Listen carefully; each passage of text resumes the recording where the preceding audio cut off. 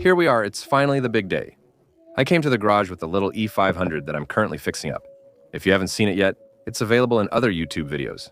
I haven't finished yet. A few minor tasks remain, like adjusting the suspension and changing engine mounts, to fully enjoy the V8. But that's not the point.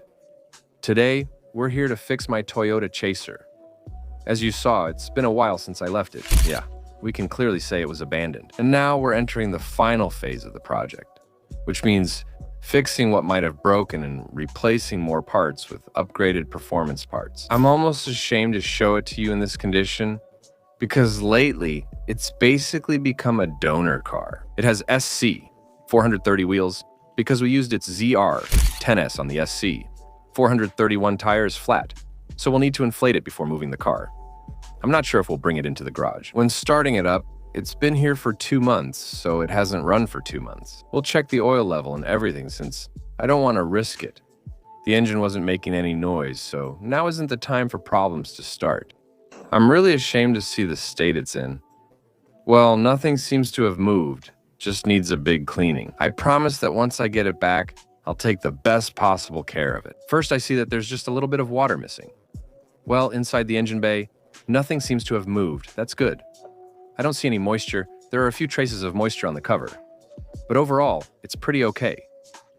That's a good old turbo. I actually missed seeing all this. I'm starting to feel happy again. There's still a bit of work to do though, so today, just a quick reminder about the previous video if you haven't seen it yet. We were mapping the car with Charles and there was a safety alert. The oil pressure warning came on. The car dropped to 0.6 bar, I think.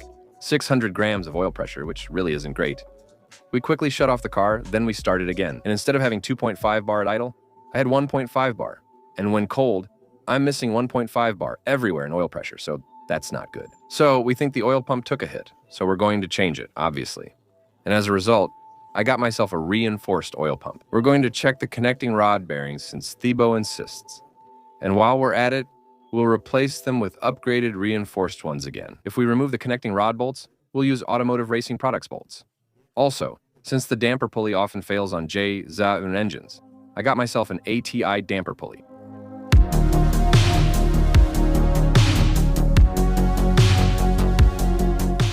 Alright, after 2 months without getting back into this good Chaser, we put in a new battery. Let's listen in case there's any noise or something.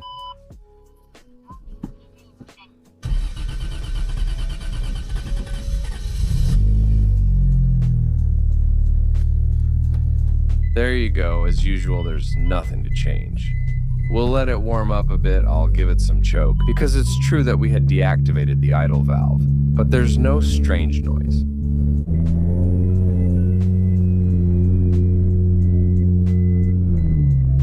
It almost seems like there's nothing wrong with it, that everything's fine, but that's far from the case.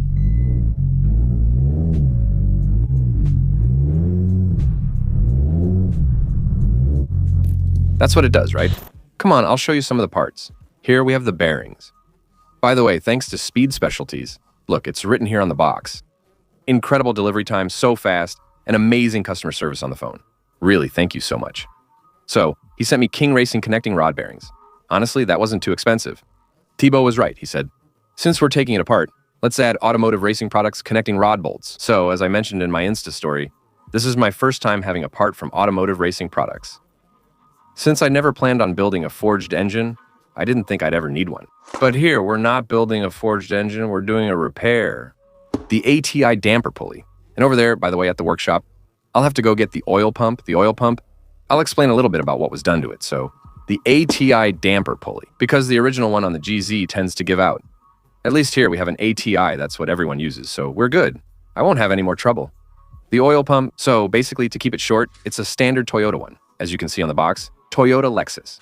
But if you look closely here, it says drift motion, computer numerical control modified. Why computer numerical control modified? Because, wait, there you go, thank you very much for explaining. It's not just a simple original one, look. It's been re-engraved here. Computer numerical control drift motion. Basically, it has been reshaped on the inside, meaning that all the channels you see here or there have been reshaped. That means he actually broke, with a computer numerical control machine, all the right angles of the oil pump. The original ones, because the original ones are known to have small defects. It's done, you see. Then, it was delayed. The spring that's inside there is not the original spring. in order to have slightly higher oil pressure. And above all, I don't know if it's in this part, in there. But there's a part that's made with a slightly rough material, the original one. It was reshaped and polished. I'm not sure that's the right word. I'll show a photo so you can see the before and after. Normally, this oil pump is an oil pump that has been reinforced, modified, and improved. It's just as good, maybe even better than the aftermarket oil pumps you can find. Although, I'm not even sure if aftermarket oil pumps exist. I think actually, all the 2JZ and 1JZ engines use the original pump. So, normally with this one, I shouldn't have any more trouble because it fixes all the flaws of the original one. The hose probably failed. Let's go and remove the hose underneath, taking it apart again for the timing system. Now Thibaut is draining the coolant and removing the radiator and everything. 3 times, 3 or 4, we've done it 3 times. And you still haven't bought me the transparent cover. No, I told you when everything is finished, I'll take it apart again. Well, no, there's no need, it's just the plastic cover. We'll see your blood flowing, yes, my JZ is blood that we'll keep. So today I'm not going to do much until he asks me to do something. Because he's the one who's mostly going to work on it, he's the one with the knowledge. So it's going to be cool for you because we're going to film him. But I'm really worried about the condition of the bearings and the rest, but well, we'll see. Basically, we'll have to take off this cover here, plus the top cover so we can see the bearings. I'll probably lower the car's front end too. For now, these are the main steps he told me. I'm not filming it since there's nothing new. We've shown it in videos many times before. No need to show it again. Remove the SPALL radiator and fan covers, etc.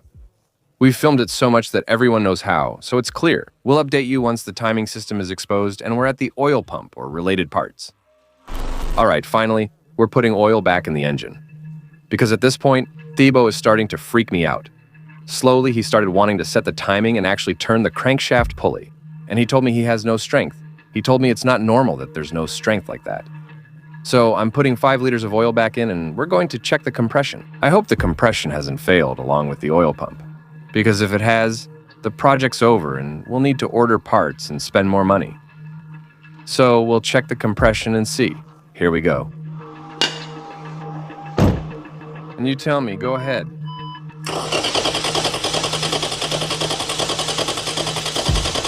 Yep. Subtitling how? Well, 8 what? 8. Wow, damn.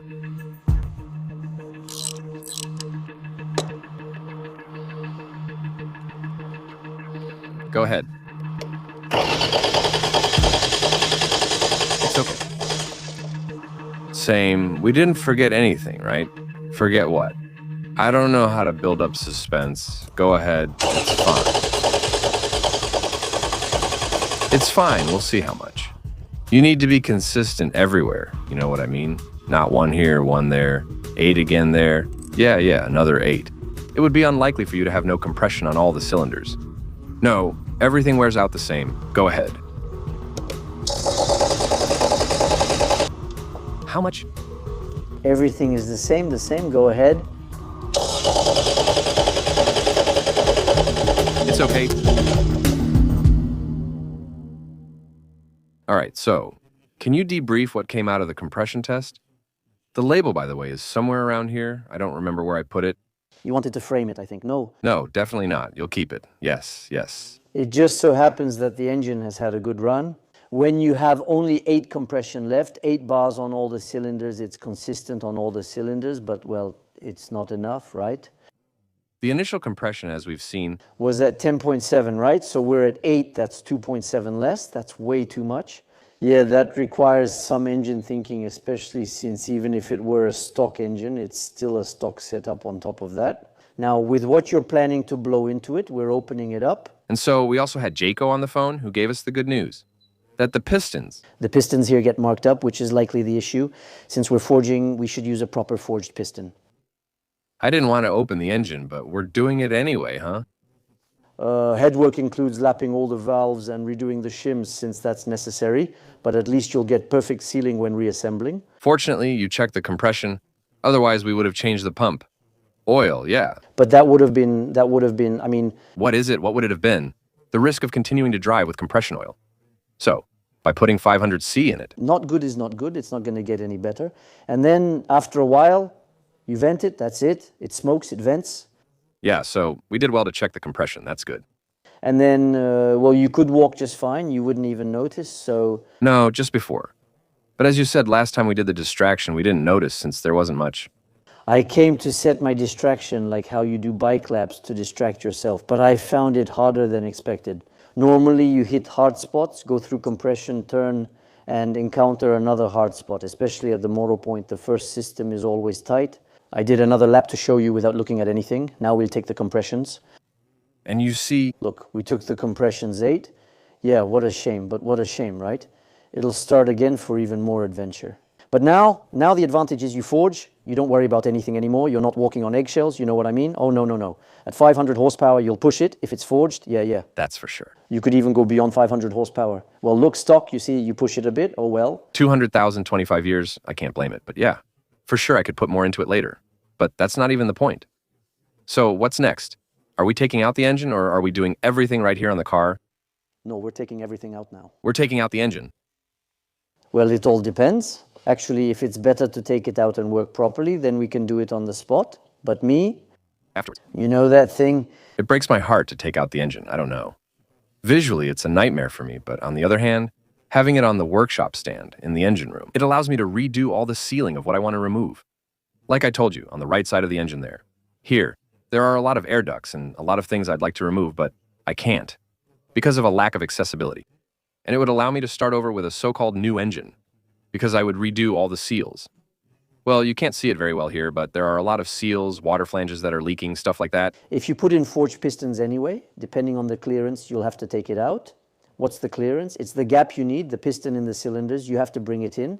To get it done, there are some to take. Yeah, so then in that case, there will be... It depends on your block's wear. Yeah. It all depends on a lot of things. Actually, let's say it's not up to us to decide. You have to see inside. You have to check the wear on the block. Well, We take it out and open it up. We already open it on the car, and then we see... we can take the cylinder head off right there, look inside, yeah, or we can take it out. We work cleanly over there. We take apart the engine room properly. It's up to you. Well, listen, Anyway, we're going to settle down. we're going to think about it. If you've already removed everything from the bottom, it's a hassle since you have to disassemble the crib. But here, you just grab it and take it out without touching the crib. You brought me bad luck. I had to remove the hooks because they were there, you see. There, you put the blood here. The 2 holes there, here, those are the hooks to take out the engine. And I thought I'd take them off because I'd never need them. A strap here, yeah, the timing belt, yeah, you see. Grab it like this. I need to find the hooks again. Or do you have screws to use? No, but there are screws. It's a chain. There are screws there. I have chains. I put the chain. I put the screw. Done. Phew. The hooks, I think I know where they are. No need. Okay, well, there you go. We'll take the opportunity to do it. It's the little extra thing from the Jay-Z chaser. You'll have to be patient. Ah, for sure. For a comeback, the chaser on the channel, it leaves as soon as it comes back. Yeah, that sucks. It's annoying. Yeah, definitely. And a bit of a tweak. That's it. And it's good. It works again.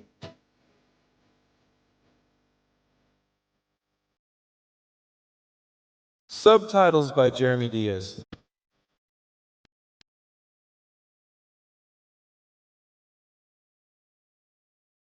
My perspective is broken.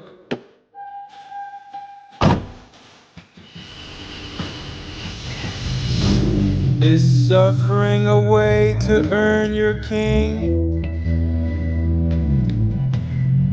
I better start putting miles on my feet. I'm so tired of wandering.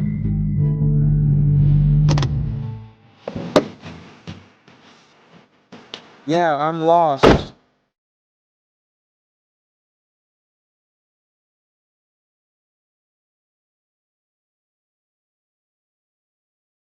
Well, there you go. That's the end of the chase. Once again, for a good while, I feel like, damn. But for a reboot of the Chaser series on my channel, it's pretty catastrophic. Here's what I suggest. I'm really sorry. I wasn't expecting this. Actually, I was originally expecting to work on it for 2 days quickly and release it. I had even planned maybe a drive on February 24th.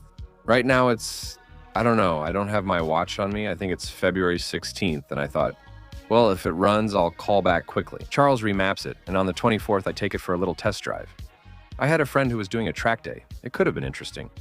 Well, in the end, no, that's fate. Things turned out differently. I'm not upset, I'm staying positive. For me, the most important thing is health. I've been through things much harder to deal with than having to rebuild an engine. For those who saw my video about Japan, you learned about my dog. This is nothing compared to the pain I felt for Shelby. So it's really not a big deal, quite the opposite. On one hand, I feel a bit satisfied. Because like I said, I've always wanted to actually take the engine out. But that's beyond my abilities. To put it in an engine room, and then to be able to really pamper it, clean it, make it really pristine, and then put it back in the car and say, now I can relax. I thought I would do it after, I don't know, 4 or 5 years of using the car. Well, in the end, it's happening now, so I guess it's a blessing in disguise. Let's just say now, we'll have to look for the parts. But they can be found easily. It's going to cost a lot of money again, but we're going to work hard. Sorry if in the next videos there will be some sponsored segments, as always. Not more than usual, but still. I guarantee you that 100% of the sponsorships I do in future videos will go into the Chaser, because now it's going to take a good amount of money to get it running, so there you go. Short video about the Chaser, but intense and unfortunately no mechanics. So I don't know when it's going to come back. I'd rather not make any predictions like with this video. I didn't tell you when it would be back, right? Well, it's going to be the same this time. You'll find out more on Instagram. I'll keep you updated. By the way, follow me on Instagram, because at least that way you can keep up with what parts I'm going to buy through my stories. And any updates on getting the Chaser back up and running, I always post everything in real time on my stories, so there you go. Well, welcome to the world of car tuning. I have to say, we didn't choose the best hobby. That's how it feels. See you soon in the next video.